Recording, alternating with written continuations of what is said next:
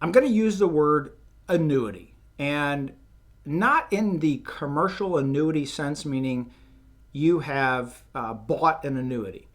The word annuitization simply means to take an amount of money, divide it into a yearly payment. So if I took this $250,000 that you have accumulated, now what has happened is you have gotten to age 70, you got $250,000. Now, let's use the one example. You die at age 70 and one day, right? One day, if you would have waited with Social Security to get the higher payment, how much would go to your family? Goose eggs, zero. The government takes it back. Now, if you're married, your spouse is entitled to at least a greater of theirs or half of yours. So it might be some kind of death benefit, but there's no cash. So let's do it this way. Let's say that you turn 70 on Monday and you die on Tuesday and then your wife dies on Wednesday. I know, it's a week of disaster, right? How much money is left to pass down to the kids? Zero. Remember, it is a social insurance program, not a life insurance program. So what this simply means is that all that deferral that you were waiting for a higher payment ends up in zero outcome to the family. It means the government just takes it back and spreads it amongst everybody else in a social program. So now, number one, we have $250,000 saved by the age of 70 years old. And if I now took the next 8 to 10 years, and let's say 10 years, let's say you expanded life expectancy and now you're going to take it over 10 years. If I annuitized that $250,000, can you guess about what I would get per month? About $2,200 to $2,500 per month over a 10-year period of time. Isn't that amazing? Because now you've actually equaled what it would have taken to equal the deferral had you waited until age 70.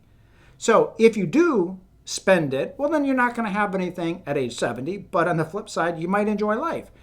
And one of the things that I argue with so avidly with the financial community is this idea of linear expenses. If you've ever gone to see a financial planner and if you've ever used any of these online programs, what do they always do? They say, what age life expectancy would you like to anticipate? And let's say you put age 95 to 100. And what is the average inflation rate? You put in 4 or 5. And then you say, what is your average rate of return? You put in 6 or 7, right?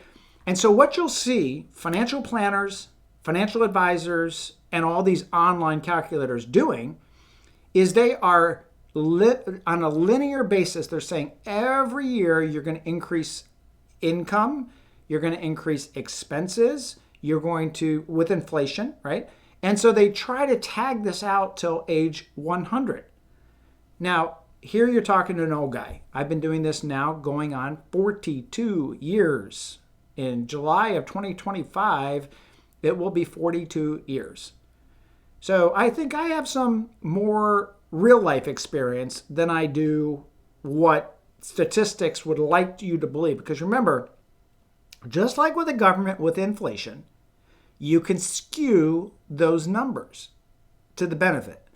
If you were a financial advisor, financial planner, or more importantly, the institutions like the banks and the brokerage companies and the financial planning companies that produce this software, would you rather show your clients taking out a lot more to enjoy during their lifetime, or would you maybe try to seed a little bit of fear that you need to spend less money to keep the investments where they are? Well, after this 4 decades, I've just become a little more skeptical than most because I see behind the curtains. And I think in 9 out of 10 times, they skew the numbers in order to keep more money invested with the banks and brokerage companies. And so when you look at the deferral of Social Security and you say, well, listen, if I did a mathematical computation between taking it at age 62 versus 70, I'm going to get $2,000 versus $4,000. Most financial planners would say, yeah, you're getting an 8% increase on your money. That's a good idea. Or your typical annuity salesman is going to try to backfill an annuity sales by saying, look, you can buy this annuity and that gives you the income between 62 and 70, and then you can work on the deferral. But none of that really matters as a positive outcome to you, the person doing it, the consumer, right? So let's look at taking that $2,000 a month and spending it. So the first one is, would you equal the same amount of money? Yeah, you could actually have the same amount of money and then build it out to life expectancy. And what I'm getting at is this. Between the ages of 70 and 80, let's say that you did have this $250,000. So some people might say, yes, but when the money runs out at age 80, I will not have as much. You know what? I'm okay with that. Let me tell you why. This linear sense of planning has not held true to life with what I have seen over 41 plus years. Here's what I've truly seen. Most people retire 60 to 62, sometimes 65. Their biggest spending happens the year to 2 years after they retire. It's like the get out of school card. Oh my gosh, I can't wait. I've just encountered freedom, and all of a sudden I'm going to travel the world and I'm going to have fun. I'm going to do all these fun things.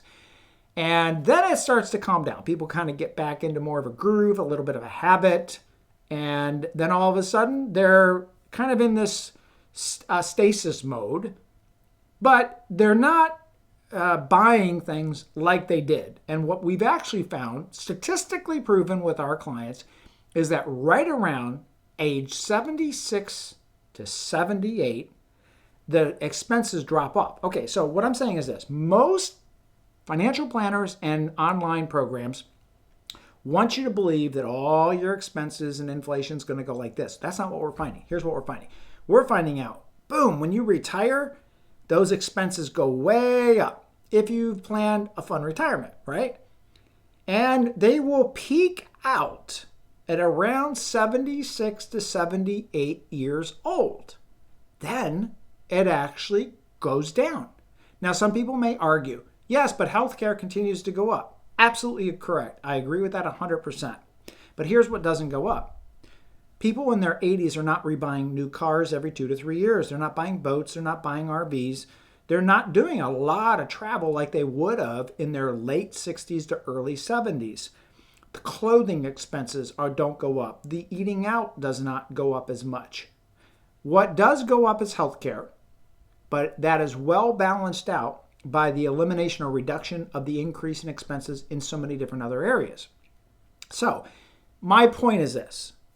Option one, you take the Social Security at an earlier age, and then what you do is you spend that money at 70 to 80 years old, that $250,000 or whatever your number is. I'm just giving you this example.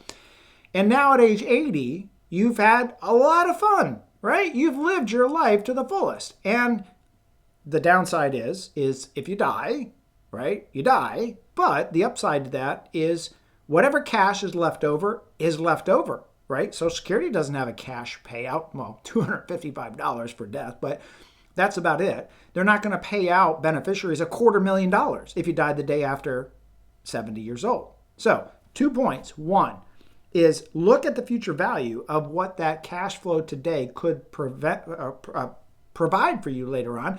And number two is, hey, it may not be that you want to save the money for a future event, like a future, a $250,000. You might just want to enjoy the heck out of life right now, right? Okay, now let's get to the 10Xer. This is where it's going to get fun. Now we're going to think a little bit outside the box, outside of the realm of what you've been experienced with financial planners, financial advisors, because you have to remember, you go to a bank, a brokerage company, a financial planner. They are only allowed to talk to you about what their firm has approved to sell, which is why you talk to these financial advisors, financial planners, fiduciary advisors, right? So this is a problem I also have. If somebody's calling themselves a fiduciary advisor, what is the definition of fiduciary? Always do what's in the best interest of the client. But what happens if you work for a bank or a brokerage company? They choose the products and services that the advisor can sell. Do you think that those banks or brokerage companies are allowing their people to talk about anything and everything? No. Ask your current advisor or planner. Can you review my physical tax returns and give me tax advice? No, I'm sorry, my firm doesn't let me do that.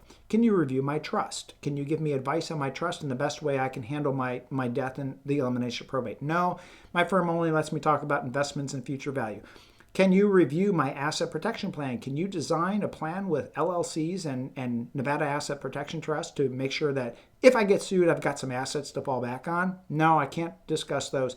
You'd have to go see your CPA, you'd have to go see your lawyer, et cetera, right? So when we talk about the ideas that I'm about ready to talk about here, these are not ideas that you're going to get from your typical financial planner, financial advisor, or even your fiduciary advisor, because again, you can say that tongue in cheek, but I would believe that if somebody's calling themselves a fiduciary, they'd be able to deal with you on anything, right? Because if the definition is do what's best in the client's interest. Well, what happens if you go to see your bank or brokerage company, financial advisor, and you say, I want gold, I want silver, I want Bitcoin, I want private real estate holdings? Well, if they don't offer it, guess what? They can't advise on it. So if they can't advise on it, even if they are considered a fiduciary, I don't believe they are a true fiduciary if they're only allowing you to look at what they have. So let's get into this 10 excerpt. So let's go back to the example that we have $2,000 per month in income that we're going to take as early retirement, right? So Social Security.